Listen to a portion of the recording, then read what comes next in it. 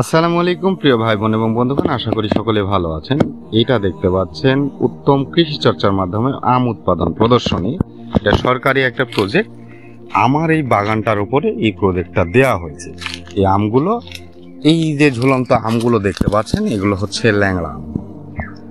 আপনারা জানেন, যদি আমার চ্যানেলের সঙ্গে থেকে থাকেন তাহলে আপনারা জেনে থাকবেন প্রতি বছরই আপনাদের নিরাপদ আম আমরা সরবরাহ করার চেষ্টা করি। যে আমগুলো আপনার পরিবার পারিবারিক ক্ষেত্রে যদি আপনারা খেয়ে থাকেন, ছোট বড় সকলের স্বাস্থ্যের জন্য উপকারী হবে এমন আম আমরা সরবরাহ করি। এখন আমার সামনে যে আমটা দেখতে পাচ্ছেন, এটা হচ্ছে ল্যাংড়া আম।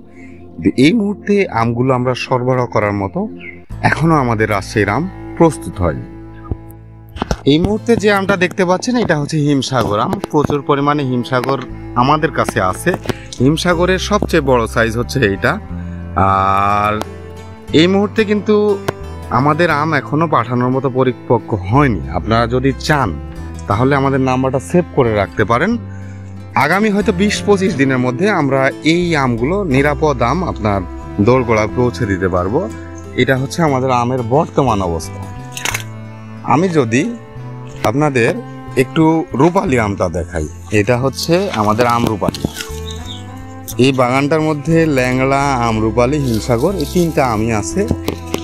আমটা দেখে এখানে রূপালীর গাছ আছে মোটামুটি আপনার 300টার মতো, সেই সঙ্গে ল্যাংড়া এবং হিমসাগর এই দুইটাও আছে আমাদের কাছে।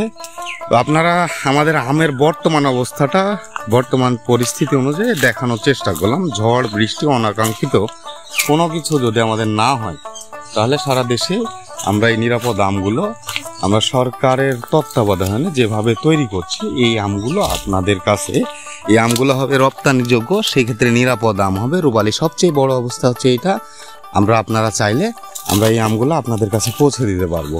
আমাদের নাম্বারটা সেভ করে রাখতে পারেন এবং এই ধরনের কৃষি রিলেটেড ভিডিও পেতে এবং আম সম্পর্কে আরও জানতে আমাদের চ্যানেলের পাশেই থাকবেন। ধন্যবাদ সবাইকে। ভালো থাকবেন, সুস্থ থাকবেন সবসময়।